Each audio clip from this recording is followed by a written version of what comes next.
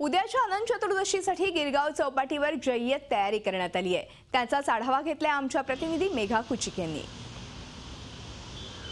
गणपती बाप्पाला निरोप देण्यासाठी मुंबई नगरी सज्ज झाली आहे। मुंबईमध्ये सर्वाधिक मोठ्या प्रमाणात गणपती विसर्जन केलं जातं त्या गिरगाव चौपाटीवर महापालिका आणि पोलिसांकडून मोठ्या प्रमाणात यंत्रणा उभारण्यात आलेली आहे।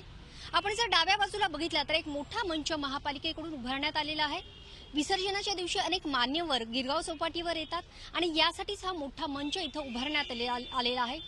याखेरीज पालिकेकडून सीसीटीव्ही ही इथं लावण्यात आलेली आहेत। कोणतीही दुर्दैवी घटना घडू नये यासाठी हे सीसीटीव्ही लावण्यात आलेले आहेत।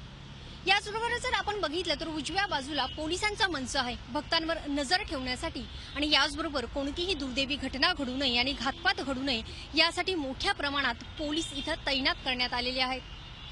याखेरीज गिरगाव चौपाटीवर मोठ्या प्रमाणात बॅरिकेड्स लावण्यात आलेले आहेत।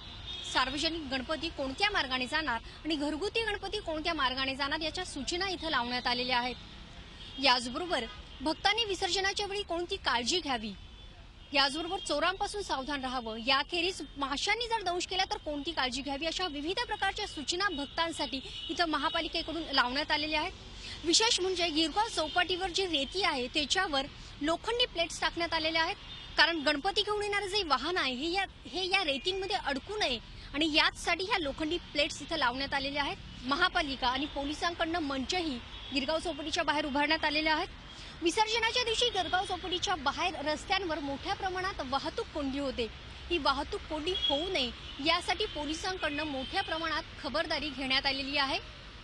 केवळ गिरगाव चौपाटीच नाही तर मुंबईतील सर्व ठिकाणी महापालिका आणि पोलिसांकडून अशा प्रमाणे बाप्पाला विसर्जन करण्यासाठीची यंत्रणा उभारण्यात आलेली आहे।